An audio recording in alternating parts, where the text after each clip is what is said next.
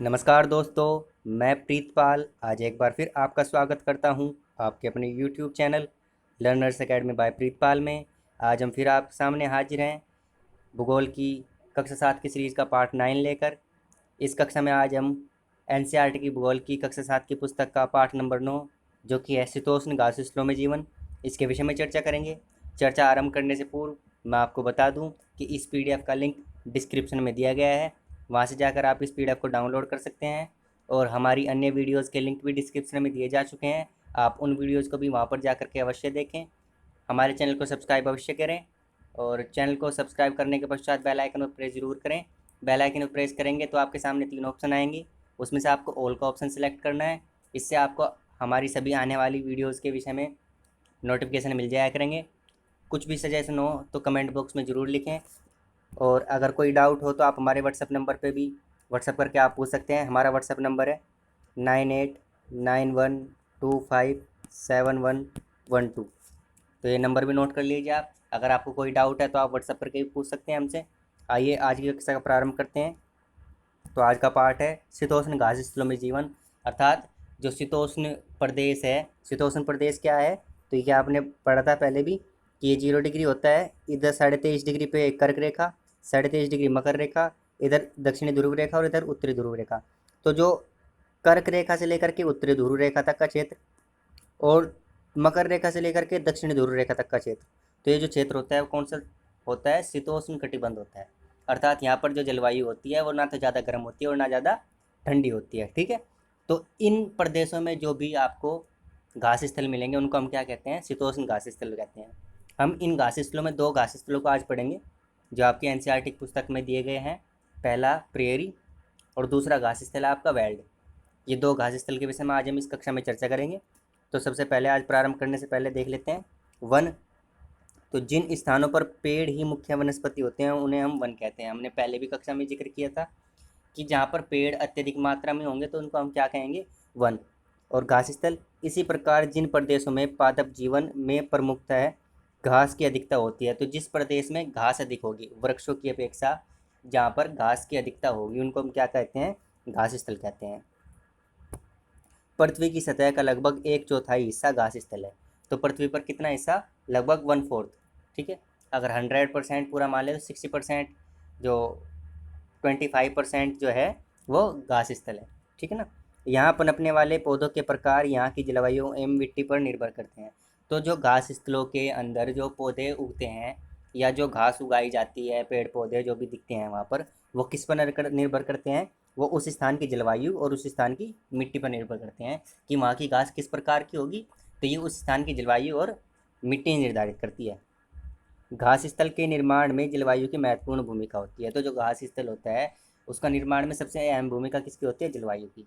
ठीक है, जलवायु के आधार पर विश्व के घास स्थलों को 2 मुख्य श्रेणियों में बांटा जाता है, शीतोष्ण प्रदेश के घास स्थल और उष्णकटिबंधीय प्रदेश के घास स्थल। ठीक है, तो हमने पहले भी पढ़ा था कि घास स्थल कितने प्रकार के होते हैं? 2 प्रकार के होते हैं, एक तो शीतोष्ण प्रकार के और एक उष्णकटिबंधीय प्रकार के।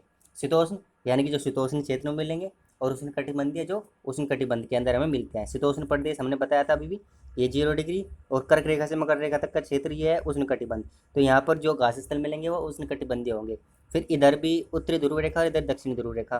तो यहाँ पर जो घास स्थल मिलेंगे इस क्षेत्र में तो वो कौन से होंगे? शीतोष्ण कटिबंधीय घास स्थल। ठीक है, अब सबसे पहले शीतोष्ण कटिबंधीय घास स्थल में हम पढ़ेंगे क्या? प्रेयरी को। प्रेयरी घास स्थल जो है, तो हमने ये पहले भी बताया था कि जो प्रेयरी घास स्थल है वो कहाँ मिलता है? तो ये उत्तरी अमेरिका में पाया जाता है। ठीक है, जो प्रेयरी घास स्थल है वो कहाँ पर है? उत्तरी अमेरिका में। ये समतल, मंद ढलान या पहाड़ियों वाले प्रदेश है। तो ये क्या हो सकते हैं जहाँ पर ये प्रेयरी घास स्थल मिलेगा? वो कैसा एरिया होगा? वो समतल भी हो सकता है, वहाँ पर ढलान भी हो सकता है, हल्का कम ढलान, और पहाड़ियाँ भी हो सकती है। ठीक है, यहाँ पेड़ कम और घास अधिक होती है। तो घास स्थल का सिंपल सी पहले ही मैंने बता दी थी डेफिनेशन कि घास स्थल क्या होगा? जहाँ पर घास अधिक होगी और पेड़ कम होंगे। वास्तव में यह घास का विशाल क्षेत्र है। तो जो प्रेयरी है वो क्या है? एक घास का क्षेत्र है। ठीक है, अधिकांश भागों में प्रेयरी वृक्ष रहित है। तो जो ज़्यादातर प्रेयरी जो घास स्थल है वहाँ पर वृक्ष है ही नहीं बिल्कुल भी। और परंतु कुछ जो निचले मैदान हैं वहाँ पर नदी घाटियों के, जो नदी के किनारे हैं उनके आसपास क्या पाए जाते हैं? वहाँ पर वन पाए जाते हैं, यानी कुछ एक वृक्ष वहाँ पर मिल जाते हैं। ज़्यादातर जो प्रेयरी है वो बिना वृक्ष का है, लेकिन कुछ एक स्थानों पर जो नदियों के आसपास का एरिया है वहाँ पर आपको पेड़ पौधे जो वन हैं या वृक्ष हैं वो देखने को मिल जाएंगे। 2 मीटर तक ऊंची घास यहाँ के भूदृश्य की प्रधानता है। तो प्रेरी के अंदर कितने मीटर तक ऊंची घास मिलती है? तो 2 मीटर ऊंची घास मिलती है, ठीक है। और इसे हम क्या कहते हैं? घास का सागर कहते हैं। यह क्या है? घास का सागर भी कहा जा सकता है। ये क्वेश्चन आपका आ सकता है कि घास का सागर किसको कहा जाता है? तो शीतोष्ण कटिबंध के अंदर जो प्रेरी घास से मिलता है उत्तरी अमेरिका में, उसको हम क्या कहते हैं? उसको हम क्या कह सकते हैं? घास का सागर भी कह सकते हैं।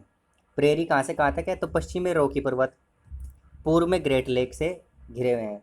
तो जो प्रेरी घास स्थल है वो कहाँ से? जो पश्चिमी एरिया है वो वहाँ पर क्या है? इसका रॉकी पर्वत है। और पूर्व में क्या है? ग्रेट लेक जो है झील है हमारी, उससे घिरा हुआ है। आप देख सकते हैं मैप में यह आपका प्रेरी घास स्थल है। इसका पश्चिम में कौन सा है? रॉकीज पर्वत, और पूर्व में ग्रेट लेक, ठीक है। ये यहाँ से घिरे हुए है। और ये कहाँ पर है? देख सकते हैं ये उत्तरी अमेरिका है हमारा जो महाद्वीप है। और उत्तरी अमेरिका में नीचे वाला हिस्सा यूएसए, और ऊपर वाला हिस्सा कौन सा होता है? हमारा कनाडा, ठीक है। ये ऊपर वाला हिस्सा क्या है? हमारा कनाडा है, ठीक है, याद रखेंगे। मैं फिर से कर देता हूँ। जो नीचे वाला हिस्सा है ये हो गया हमारा यूएसए, और ये ऊपर वाला हिस्सा आपका कनाडा, ठीक है। ये दो पार्ट्स में जो दो देश हैं उनके बीच में पाया जाता है, देख सकते हैं आप। तो हमने ये बता दिया। उत्तर अमेरिका के मानचित्र पर प्रेयरी संयुक्त राज्य अमेरिका और कनाडा के कुछ भागों में फैले हैं। तो हमने बता दिया कि जो ऊपर की तरफ है वो कनाडा में है, और जो नीचे के हिस्सा प्रेयरी का है वो कहाँ पर है? आपका संयुक्त राज्य अमेरिका में है, ठीक है। अमेरिका के प्रेयरी का अपवाहन मिसिसिपी की सहायक नदियाँ। तो जो प्रेयरी क्षेत्र है वो किससे अपवाहित होता है या किससे सिंचित होता है, या पानी कहाँ से मिलता है? तो एक तो आपकी नदी है कौन सी? मिसिसिपी। मिसिसिपी जो मुख्य नदी है और इसकी सहायक नदियों द्वारा। और कनाडा के प्रेर जो अमेरिका का है, यानी कि जो यूएसए का प्रेरी है, जो हमने अभी बताया था यहाँ पर आपका, ये जो नीचे वाला यूएसए वाला जो प्रेरी है जो संयुक्त राज्य अमेरिका के अंदर पाया जाता है, वो कौन सी नदी? मिसिसिपी नदी और इसकी सहायक नदियों द्वारा अपवाहित होता है, ठीक है ना। अपवाहन यहाँ पर होता है, अर्थात सिंचित होता है, सिंचाई की जाती है उससे। और जो कनाडा वाला प्रेरी है जो ऊपर वाला है, तो वो किससे होता है? सास्केचुआन, ठीक है। एक नदी का नाम है ये, सास्केचुआन नदी है वहाँ पर, कहाँ पर? कनाडा में। और इसकी सहायक नदियों के द्वारा ये क्या होता है? सिंचित किया जाता है। तो ये क्वेश्चन ऐसे भी बन सकता है। तो मिसिसिपी कहाँ की नदी है? तो मिसिसिपी कहाँ की है? यूएसए की नदी है या अमेरिका की नदी है। और सास्केचुआन कहाँ की नदी है? तो सास्केचुआन कनाडा की नदी है, जो किसको सिंचित करती है? प्रेरी के क्षेत्र से होकर गुजरती है, ठीक है। अब जो हमारा प्रेरी क्षेत्र था वहाँ पर कैसी जलवायु मिलती है? जलवायु के विषय में, तो महाद्वीप के मध्य स्थित होने के कारण यहाँ चरम तापमान वाली महाद्वीप जलवायु, क्योंकि आप देख सकते हैं जो प्रेरी है वो क्या है? महाद्वीप के बिल्कुल बीचों बीच है। तो यहाँ पर जो जो इस महाद्वीप में, जो उत्तर अमेरिका महाद्वीप में जलवायु पाई जाएगी, वही जलवायु यहाँ पर पाई जाती है, ठीक है। ग्रीष्म ऋतु में तापमान कहाँ तक हो जाता है? तो 20 डिग्री सेल्सियस तक। जो गर्मी की ऋतु होती है तो उसमें तापमान कितना मिल जाता है? यहाँ पर 20 डिग्री सेल्सियस तक पहुँच जाता है। जबकि शीत ऋतु में जो कनाडा का तापमान है वो कहाँ तक हो जाता है? -20 डिग्री, ठीक है। देख सकते हैं गर्मी में 20 डिग्री और सर्दी में कितना? -20 डिग्री तक चला जाता है। शीत ऋतु में यह प्रदेश बर्फ़ की एक मोटी परत से ढक जाता है। तो जो सर्दी का मौसम होता है, तो यहाँ पर क्योंकि -20 डिग्री तक टेम्परेचर चला जाता है, तो यहाँ पर क्या देखने को मिल जाती है? एक बर्फ़ की मोटी परत यहाँ पर देखने को मिल सकती है आपको। यहाँ वार्षिक वर्षा सामान्य होती है। तो जो वर्ष भर, वार्षिक वर्षा का अर्थ होता है कि पूरे वर्ष में, पूरे एक वर्ष के दौरान कितनी वर्षा हुई, कितने मिलीमीटर वर्षा हुई। तो यहाँ पर क्या होती है? जो वार्षिक वर्षा होती है वो क्या होती है? सामान्य होती है, ठीक है। जो घास के लिए अनुकूल है। अगर सामान्य वर्षा होगी तो घास आराम से उग सकेगी, ठीक है। उत्तर दक्षिण अवरोध की अनुपस्थिति में यहाँ चिनुक नामक एक स्थानीय पवन बहती है। तो यहाँ पर एक जो प्रेरी घास का मैदान है वहाँ पर कौन सी पवन बहती है? एक चिनुक पवन बहती है। और ये चिनुक पवन क्या है? यह एक गर्म पवन है जो शीत ऋतु में बहेगी। ये क्या है? एक गर्म पवन है जो शीत ऋतु में बहेगी। और ये शीत ऋतु में बहने के कारण जब बर्फ़ जमी होती है तो गर्म पवन आएगी तो बर्फ़ को पिघला देती है, और बर्फ़ को पिघलाने के कारण वहाँ पर जो घास है उसको पानी मिल जाता है, ठीक है। आगे बात करते हैं कि जो प्रेरी घास का मैदान है वहाँ पर कौन कौन से प्रकार के वनस्पति पाई जाती हैं या कौन कौन से प्रकार के प्राणी पाए जाते हैं। तो प्रेरी सामान्यतः पेड़ विहीन है, हमने बताया था, क्योंकि ये घास स्थल है और घास के स्थल पर अधिकतर क्या पाए जाएंगे? घास पाई जाएगी। वृक्ष जो हैं वहाँ बहुत कम मिलेंगे, ठीक है। जहाँ जल उपलब्ध होता है वहाँ सरपतविला, ओल्डर एवं पॉपुलर जैसे पेड़ उगते हैं। लेकिन जहाँ पर जल की अधिकता होगी, क्योंकि वृक्ष को उगने के लिए जल की अधिकता की आवश्यकता होती है, तो जहाँ पर जल की अधिकता होगी वहाँ पर कुछ वृक्ष देखने को मिल जाते हैं, जैसे कि सरपतविला, ओल्डर और पॉपुलर।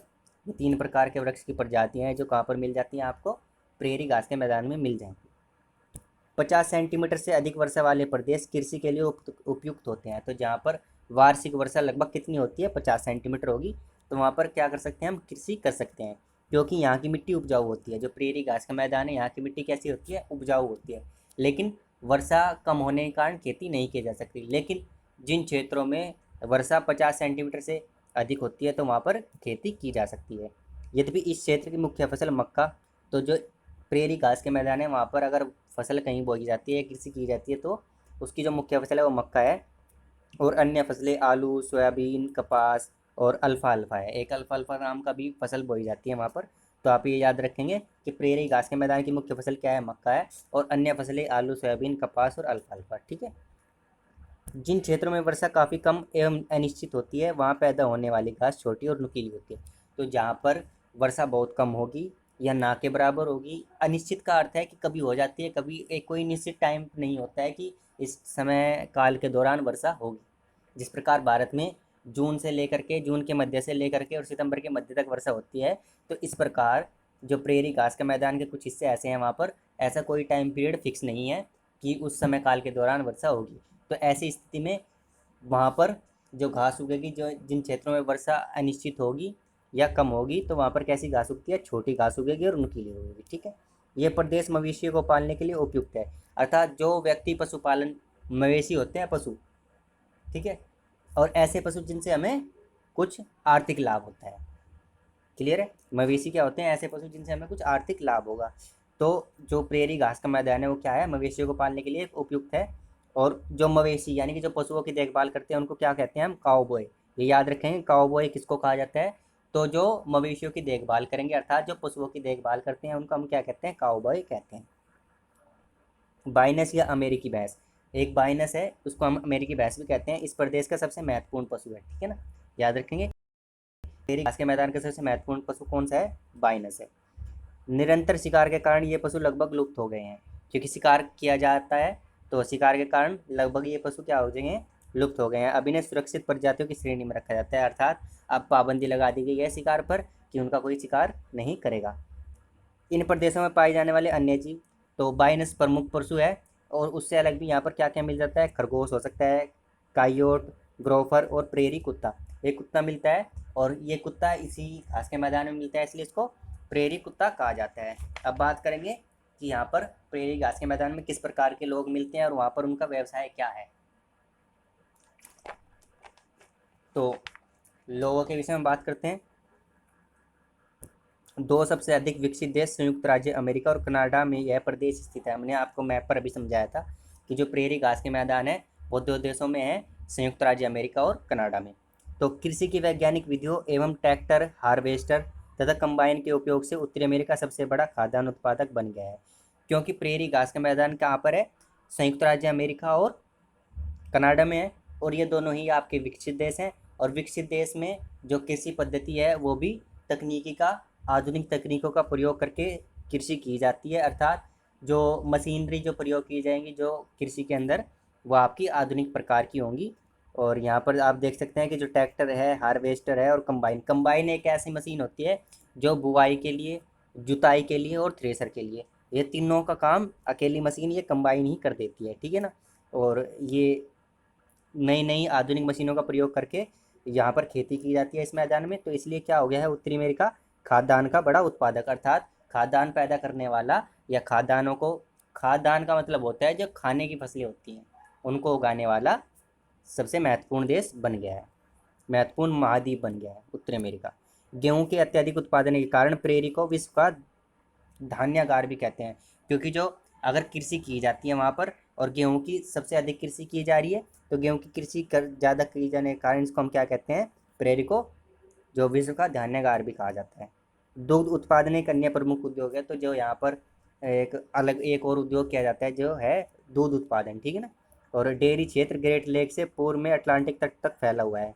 तो जो आपका जो डेयरी क्षेत्र है वो कहाँ तक फैला हुआ है, ग्रेट लेक, अर्थात हमने बताया था आपको, या आप देख रहे हैं। और इसका जो प्रेरी का जो पूर्वी तट है वो ग्रेट लेक और पश्चिमी तट क्या था आपका, तो जो इसका पश्चिमी तट था वो हमारा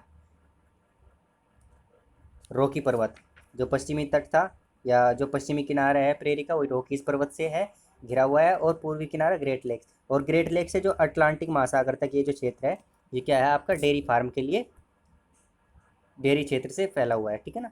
आगे बात कर लेते हैं अब दुग्ध उत्पादन एवं व्यापक स्तर पर कृषि दोनों खाद्य प्रक्रमण उद्योग को बढ़ावा दे रहे हैं। तो क्योंकि यहाँ पर जो कृषि बेस्ट तरीके से की जाती है, आधुनिक तरीके से की जाती है, और कृषि का विकास अच्छा हुआ है यहाँ पर, और दूसरा जो यहाँ पर किया जाता है वो दुग्ध उत्पादन है। तो इन दोनों के लिए क्या हो गया है यहाँ पर खाद्य प्रक्रमण उद्योग, खाद्य प्रक्रमण उद्योग अर्थात दूध और फसल दोनों मिलते हैं, तो क्या हो गया प्रक्रमण हो गया खाद का, ठीक है ना, खाद्य का अर्थात खाने की चीज़ों का। तो ये दूध जो खाद्य प्रक्रमण उद्योग क्या दे रहे हैं। कोयला एवं लोहा जैसे खनिज पदार्थों के विशाल भंडार तथा सड़क, रेल और नहर की समुचित व्यवस्था के कारण यह क्षेत्र विश्व का सबसे बड़ा औद्योगिक प्रदेश बन गया है। क्योंकि यहाँ पर खनन भी किया जाता है, और खनन में क्या मिलता है यहाँ पर कोयला और लोहा मिलता है, तो ऐसे खनिज भी यहाँ पर प्राप्त हो जाते हैं। और यहाँ पर जो यातायात की सुविधा वो भी अच्छी है, तो इसलिए यहाँ पर क्या हो गया है ये विश्व का सबसे बड़ा औद्योगिक प्रदेश जहाँ पर उद्योग धंधे लगाए जाते हैं, ठीक है।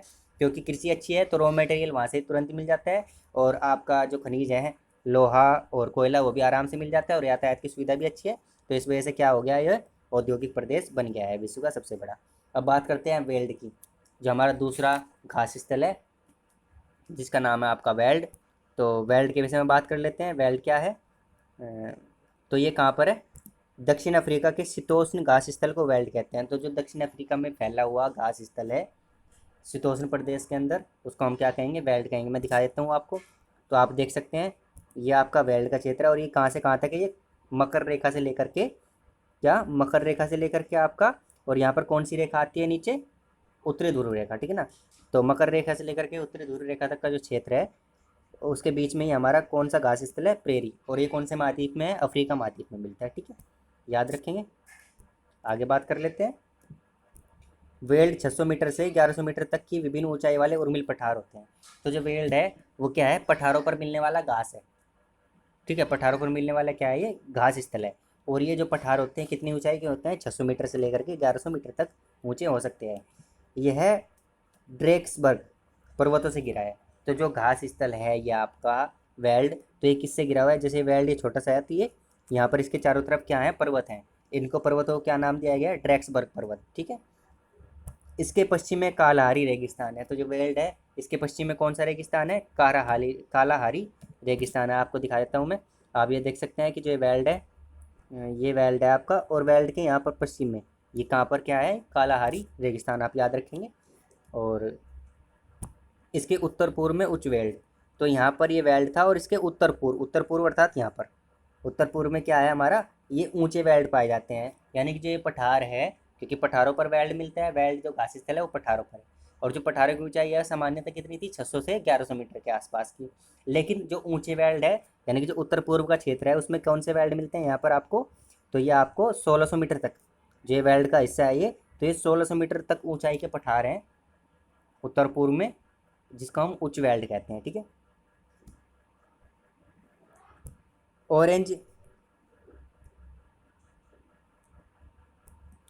ऑरेंज और लिम्पोपो दो नदियों के नाम है। जैसे वहाँ पर आपकी दो नदियाँ थी, मिसिसिपी और कौन सी नदी थी, एक और आपकी मिसिसिपी नदी थी, और सास्केचुआन जो प्रेरी में बहती है। तो इसी प्रकार दो नदी यहाँ पर भी हैं वेल्ड में, ऑरेंज और लिम्पोपो, और इनकी सहायक नदियाँ क्या करती हैं, इस प्रदेश को सिंचित करती हैं। अर्थात जो वेल्ड का प्रदेश है उसको पानी कहाँ से प्राप्त होता है, किन दो नदियों, नदी बेसिन से या नदियों व सहायक नदियों से प्राप्त होता है, तो ऑरेंज और लिम्पोपो याद रखेंगे। वेल्ड के क्षेत्र में जो नदियाँ बहती हैं वो कौन कौन सी है, ऑरेंज और लिम्पोपो है। आगे बात करते हैं जलवायु के विषय में। तो जो वेल्ड की जलवायु है वो किस प्रकार की है, तो जो वेल्ड की जलवायु है वो हिंद महासागर के प्रभाव के कारण वेल्ड की जलवायु नम होती है। तो यहाँ पर क्योंकि हिंद महासागर यहाँ पर पास में है, और हिंद महासागर इसके पूर्व दिशा में है, हम आपको दिखा देते हैं कि ये आपका वेल्ड है, और इसके जो पूर्व दिशा में ये जो महासागर है ये हिंद महासागर है। और हिंद महासागर के पास होने के कारण या हिंद महासागर के प्रभाव ज़्यादा होने के कारण, क्योंकि इसके नज़दीक है, तो यहाँ पर कैसी जलवायु पाई जाती है, आपकी नम जलवायु पाई जाएगी। शीत ऋतु ठंडी और शुष्क होती है। जो शीत ऋतु होती है यहाँ पर वो कैसी होगी, ठंडी होगी, और शुष्क का मतलब वहाँ पर आर्द्रता कम हो जाती है। शीत ऋतु में आर्द्रता कम हो जाती है। तो शीत ऋतु में यानी कि इस दौरान तापमान क्या होता है 5 डिग्री सेल्सियस से लेकर 10 डिग्री सेल्सियस। ठीक है, जो सर्दी की ऋतु होती है उसमें तापमान 5 से लेकर के 10 डिग्री सेल्सियस के बीच रहता है। जुलाई सबसे अधिक ठंडा महीना होता है, क्योंकि दक्षिणी गोलार्ध में, हम कौन से गोलार्ध में है, भारत उत्तरी गोलार्ध में है, और उत्तरी गोलार्ध में जुलाई के महीने में कौन सी ऋतु होती है, तो आपकी उत्तरी गोलार्ध में जुलाई के महीने में ग्रीष्म ऋतु होती है, और इसके विपरीत दक्षिणी गोलार्ध में कौन सी ऋतु होगी, जुलाई के महीने में शरद ऋतु होगी। तो सबसे जो ठंडा महीना है जो वेल्ड वाला प्रदेश है उसमें कौन सा होगा, तो जुलाई होगा। ठीक है, ग्रीष्म ऋतु अल्पकालिक एवं गर्म होती है। जो ग्रीष्म ऋतु आती है वो थोड़े से समय के लिए आती है, और वो क्या होती है, गर्म होती है। ग्रीष्म ऋतु में जोहान्सबर्ग का तापमान लगभग 20 डिग्री। तो वेल्ड के घास स्थल जो है इसके मध्य में एक शहर पड़ता है जो है जोहान्सबर्ग। आप ये देख सकते हैं कि ये वेल्ड है, और ये वेल्ड के यहाँ पर मध्य में एक शहर है जिसको क्या कहा गया है, जोहान्सबर्ग शहर। ठीक है, ये कौन सा शहर है, ये जोहान्सबर्ग शहर है। और यहाँ का तापमान क्या है, यहाँ का तापमान ग्रीष्म ऋतु में 20 डिग्री सेल्सियस तक हो जाता है। ठीक है, जो वेल्ड क्षेत्र है, जो वर्षा होती है यहाँ पर कब से कब तक होती है, तो नवंबर से फरवरी के बीच में यहाँ पर वर्षा होती है। और नवंबर से फरवरी का भारत के अंदर नवंबर से फरवरी में कौन सी ऋतु होती है, तो शरद ऋतु होती है या शीत ऋतु होती है, और सर्दी वाला मौसम होता है। तो क्योंकि उत्तरी गोलार्ध में भारत पड़ता है और वेल्ड दक्षिणी गोलार्ध में है, तो दक्षिणी गोलार्ध में नवंबर से फरवरी के मध्य में कौन सी ऋतु होगी, तो ग्रीष्म ऋतु होगी। तो जो वर्षा होती है यहाँ पर वो कब होती है, ग्रीष्म ऋतु के दौरान होती है। ग्रीष्मकालीन जो महीने होते हैं जिन पर ग्रीष्म ऋतु होगी उनके मध्य में ये वर्षा होती है, नवंबर से फरवरी के। यह वेल्ड के तटों पर गर्म महासागरीय जलधारा प्रवाहित होने से, क्योंकि जो वेल्ड के तट हैं, वेल्ड के तट अर्थात क्योंकि वेल्ड हिंद महासागर के पास में है, तो वहाँ से जो हिंद महासागर से गर्म जलधारा निकलती है उसके प्रवाहित होने के कारण यहाँ पर ये वर्षा होती है। जिस प्रकार जो भारत के अंदर वर्षा होती है वो मानसूनी पवनों से होती है, तो इसी प्रकार जो वेल्ड का क्षेत्र है यहाँ पर वर्षा किस वजह से होती है, तो गर्म जल महासागरीय जलधारा के कारण। यदि शीत ऋतु में जून से अगस्त तक के महीनों में वर्षा कम होती है तो यह क्षेत्र सूखाग्रस्त हो जाता है। यहाँ पर शीत ऋतु में भी वर्षा होती है, इस सेंटेंस से कहने का मतलब यही है, क्योंकि अगर शीत ऋतु में वर्षा नहीं होगी तो क्या हो जाएगा, सूखा। अर्थात शीत ऋतु में भी यहाँ पर वर्षा होती है लेकिन कम मात्रा में होती है। ठीक है ना, अगर शीत ऋतु की वर्षा ना हो जो जून से अगस्त के महीने में होगी तो यहाँ पर क्या हो जाएगा, सूखा पड़ जाएगा। ठीक है, आगे बात करते हैं कि वेल्ड के क्षेत्र में कौन कौन सी वनस्पति आपकी पाई जाती हैं। तो यहाँ पर देख सकते हैं यह वनस्पति विरल है, क्योंकि यहाँ पर वनस्पति कम पाई जाएगी, यहाँ पर घास ज़्यादा पाई जाती है। अधिकतर स्थल घास से ढका है। ठीक है, लाल घास वेल्ड की झाड़ियों में पैदा होती है। तो जो लाल घास है वो कहाँ पर पैदा होगी, वेल्ड की झाड़ी, जहाँ पर वेल्ड प्रदेश में झाड़ियाँ मिलेगी उनके बीच में एक घास मिलती है जिसको हम लाल घास बोलते हैं। ठीक है, बबूल और मरोला ऊंचे हुए वेल्ड में उगते हैं। जो हमने बात करी थी, जो उच्च वेल्ड है जिसकी जो ऊंचाई है 1600 से अधिक मीटर की है, तो वहाँ पर क्या पाया जाता है, वहाँ पर कुछ एक वृक्ष पाए जाते हैं, बबूल और मरोला। ठीक है, वेल्ड के प्रमुख जानवर यहाँ पर कौन कौन से जानवर मिलेंगे, तो यहाँ पर शेर, तेंदुआ, चीता और कुड़ू। नाम याद रखेंगे, शेर, तेंदुआ, चीता और कुड़ू, ये 4 प्रकार के जानवर यहाँ पर मिलते हैं। इनसे अलग भी अन्य जानवर मिलते हैं, लेकिन ये जो प्रमुख जानवर हैं वो कौन कौन से हैं, शेर, तेंदुआ, चीता और कुड़ू। ठीक है, अब यहाँ के निवासियों के विषय में बात करते हैं कि वेल्ड के प्रदेश जो है घास स्थल जो शीतोष्ण कटिबंध में है, दक्षिणी गोलार्ध में, अफ्रीका के अंदर, तो यहाँ पर कौन कौन से निवासी मिलते हैं और इनके व्यवसाय क्या क्या हैं, या अपना जो दैनिक जीवन है किस प्रकार से अपना बिताते हैं। ठीक है, वेल्ड पशुपालन और खनन के लिए प्रसिद्ध है। तो जो वेल्ड प्रदेश है वो किसके लिए प्रसिद्ध है, एक तो पशुपालन के लिए और एक खनन के लिए। खनन के लिए सर्वाधिक प्रसिद्ध क्षेत्र है आपका वेल्ड। वेल्ड की मिट्टी अधिक उपजाऊ नहीं होती है। वेल्ड की मिट्टी क्या है, अधिक उपजाऊ नहीं है। यद्यपि यहाँ उपजाऊ भूमि है, वहाँ फसल उगाई जाती है। थोड़ा बहुत क्षेत्र है, ज़्यादातर जो भूमि है वो उपजाऊ नहीं है वेल्ड की, लेकिन जो कुछ भूमि उपजाऊ है वहाँ पर क्या उगाई जाती है, फसलें उगाई जाती है। यहाँ की मुख्य फसल कौन कौन सी है, तो मक्का, गेहूँ, ज्वार, अखरोट और आलू। याद रखेंगे, मक्का, गेहूँ, ज्वार, अखरोट और आलू यहाँ की मुख्य फसलें हैं। और कुछ एक नकदी फसलें जिनसे हमें डायरेक्ट तुरंत के तुरंत आपको आर्थिक लाभ हो जाता है, जिनको बेच सकते हैं या जिनका व्यापार होता है, तो कौन सी है, तंबाकू, गन्ना और कपास, ये नकदी फसलें हैं। ठीक है, तंबाकू, गन्ना और कपास, कुछ एक नकदी फसलें भी उगाई जाती हैं और कुछ एक खाद्यान्न फसलें अर्थात खाने वाली, मक्का, गेहूँ, ज्वार, अखरोट और आलू। और नकदी फसलें तंबाकू, गन्ना और कपास, ये उगाई जाती है।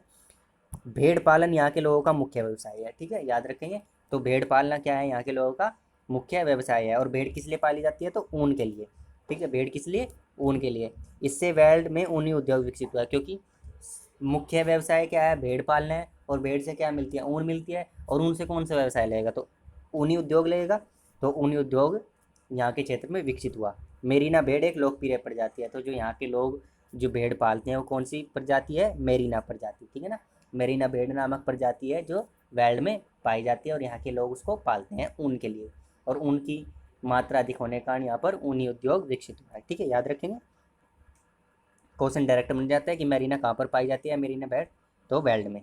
दुग्ध उत्पादन, क्योंकि पशुपालन ज़्यादा होता है तो दुग्ध उत्पादन यहाँ का दूसरा प्रमुख व्यवसाय है। ठीक है, पहला प्रमुख व्यवसाय क्या था? भेड़ पालना था, और दूसरा दूध उत्पादन। ठीक है, पशुपालन गर्म और नम प्रदेशों में किया जाता है। तो जो पशुपालन है जो गर्म प्रदेश है वर्ल्ड के, और जो नम प्रदेश है जहाँ पर आर्द्रता ज़्यादा होगी और गर्मी होगी, वहाँ पर क्या किया जाएगा? पशुपालन किया जाएगा।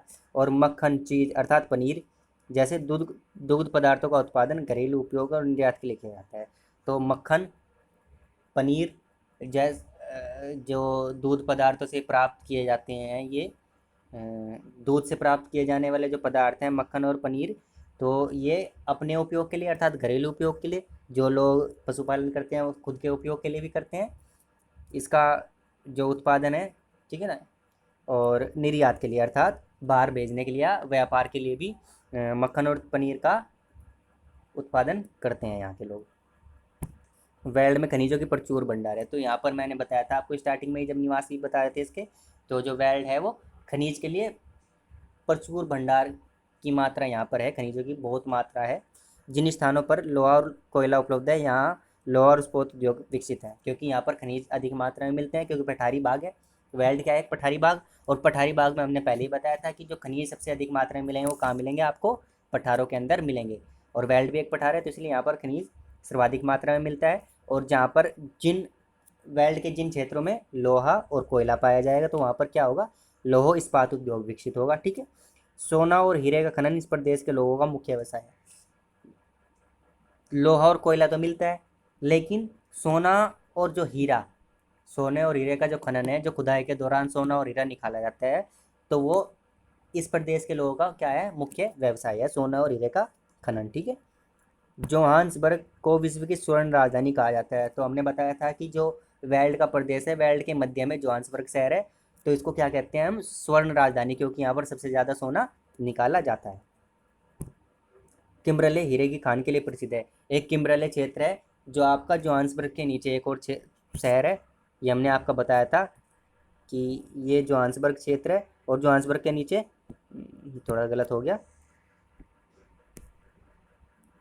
ये जोहान्सबर्ग है और जोहान्सबर्ग के नीचे यहाँ पर कौन सा है? किम्बरले क्षेत्र है। और किम्बरले किस लिए प्रसिद्ध है? तो किम्बरले आपका हीरे की खान के लिए, ठीक है ना। यहाँ पर क्या होता है? हीरे का खनन सर्वाधिक मात्रा में किया जाता है किम्बरले में।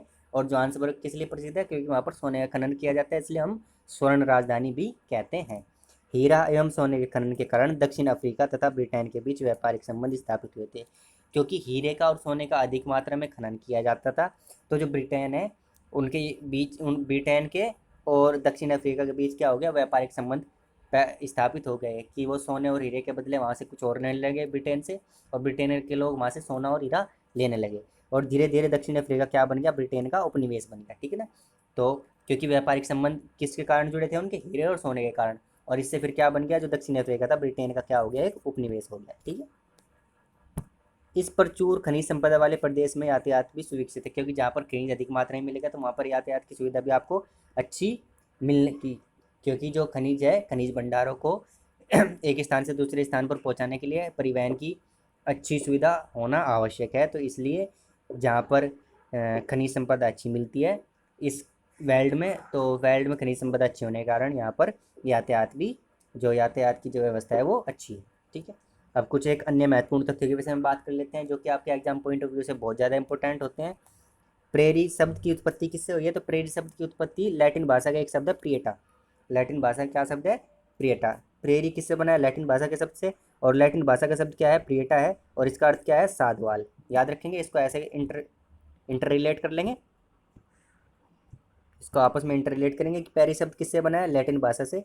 और लैटिन भाषा का शब्द क्या है? प्रिएटा। और प्रिएटा का अर्थ क्या होता है? साधवल। ठीक है ना, क्लियर है। आगे बात कर लेते हैं। प्रेरी के घास के मैदान अमेरिका मूल निवासी, जिन्हें रेड इंडियन कहा जाता है, का निवास स्थल रहे हैं। तो जो प्रेरी घास स्थल हमने पढ़ा था जो उत्तर अमेरिका के अंदर है, तो उसमें जो रेड इंडियन नाम के निवासी थे, ठीक है ना, अमेरिका के, जिनको बोला जाता है अमेरिका के मूल निवासी, इनको बोला जाता है रेड इंडियन।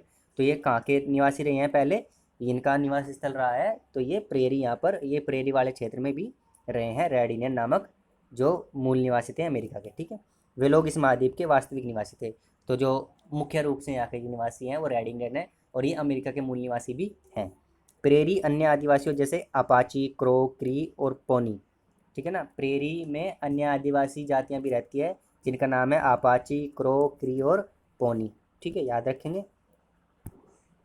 चिनुक हमने बताया था, चिनुक क्या है, तो चिनुक एक गर्म पवन है जो शीत ऋतु में, ये तय कर लेंगे इसको, ये कब बहती है, तो शीत ऋतु के अंदर बहती है, शीत ऋतु में बहती है, तथा कम समय में ही तापमान, ये कम समय है, ये भी मिस्टेक है यहाँ पर, ये इसको काट देंगे, यहाँ पर ये तथा और कम, तथा कम समय में ही तापमान बढ़ाती है, क्योंकि ये चिनुक जो नामक पवन है वो क्या होती है, गर्म पवन है, और ये जिस स्थान से गुजरेगी उसका उस स्थान के तापमान को क्या करेगी, कम समय में ही बढ़ा देगी, और तापमान में वृद्धि के कारण बर्फ़ पिघलने लगती है। तो जो यहाँ की बर्फ़ है वो क्या होगी, क्योंकि तापमान अगर बढ़ेगा तो बर्फ़ पिघलेगी एवं पशुओं के लिए चारागाह उपलब्ध हो जाएगा। और जैसे ही, क्योंकि सर्दी के मौसम में क्या होता है, ये यहाँ पर सर्दी के मौसम में ही बहती है, और सर्दी के मौसम में प्रेरी घास के स्थलों में क्या होता था, बर्फ़ जमी रहती थी, और बर्फ़ जमने के कारण वहाँ पर जो चारागाह है या जो पशुपालन कर रहे हैं वो लोग, उनको चारा उपलब्ध नहीं हो पाता है। तो जब चिनुक चलती है तो जो चिनुक नामक गर्म पवन है वो क्या करती है, तापमान बढ़ा देती है, जिससे बर्फ़ पिघल जाती है और लोगों को घास मिल जाती है, अर्थात चारागाह उपलब्ध हो जाता है। कंबाइन क्या है, तो हमने बताया था कंबाइन एक यंत्र है या मशीन है। इस मशीन के द्वारा क्या किया जाता है, बुआई, जुताई और थ्रेसर। ठीक है ना, याद रखेंगे। क्या है ये, कंबाइन एक मशीन है जिसके द्वारा बुआई, जुताई और थ्रेसर, ये तीनों का कार्य करती है, याद है ना। अब बात करते हैं संयुक्त राज्य अमेरिका में प्रेरी। तो जो प्रेरी है वो दो देशों के बीच का स्थान है, दो देशों के मध्य फैला हुआ है प्रेरी नामक क्षेत्र, घास स्थल जो है, संयुक्त राज्य अमेरिका और कनाडा। तो संयुक्त राज्य अमेरिका में कौन कौन से नगर प्रेरी घास स्थल में आते हैं, तो शिकागो, मिनियापोलिस, इंडियानापोलिस और कंसास और डेनवर। ठीक है, संयुक्त राज्य अमेरिका के ऐसे नगर जो प्रेरी के अंदर है तो कौन कौन से हैं, शिकागो, मिनियापोलिस, इंडियानापोलिस, कंसास और डेनवर। और कनाडा के अंदर, क्योंकि कनाडा में भी इसका आधे से ज़्यादा हिस्सा है, आधा हिस्सा आपका यूएसए में पड़ता है और आधा हिस्सा आपका कनाडा में। तो कनाडा में कौन कौन से नगर है, तो एडमोंटन, सेस्काटून, कैलगरी और विनिपेग। ठीक है ना, ये प्रेरी घास स्थल के जो नगर हैं जो कनाडा के अंदर हैं, तो एडमोंटन, सेस्काटून और कैलगरी और विनिपेग। ठीक है, अब बात करते हैं दक्षिण अफ्रीका के ब्रिटिश उपनिवेश बनने से पहले ये वेल्ड नाम डच आदिवासियों द्वारा दिया गया था। तो जो वेल्ड नाम है, वेल्ड जो आपका घास स्थल है जो दक्षिण अफ्रीका के अंदर है, ये शीतोष्ण घास स्थल है, तो इसको नाम किसने दिया था, यहाँ पर डच आदिवासी रहते थे। जब तक इसका दक्षिणी अफ्रीका का ब्रिटिश जो ब्रिटेन के साथ जो उपनिवेश बनना था, ब्रिटेन के साथ जो व्यापार संबंध स्थापित हुआ, उससे पूर्व क्या रहते थे, यहाँ पर डच आदिवासी रहते थे, उन्होंने इसका नाम वेल्ड रखा था।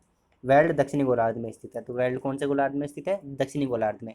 और आपका जो प्रेरी कौन से गोलार्ध में स्थित है, तो प्रेरी आपका उत्तरी गोलार्ध में स्थित है। ठीक है ना, और ये आपका पार्ट नंबर 9 इस वीडियो में आज ये समाप्त होता है। कल की वीडियो में हम पार्ट नंबर 10 करेंगे, जो कक्षा 7 की भूगोल की पुस्तक का सबसे आखिरी पार्ट होगा, पार्ट नंबर 10। हमारी वीडियो को लास्ट तक देखने के लिए आपका बहुत बहुत धन्यवाद। अगर आपको वीडियो पसंद आती है तो प्लीज़ इसको अपने दोस्तों तक ज़रूर पहुँचाया करें, हमारी वीडियो को लाइक और शेयर ज़रूर करें।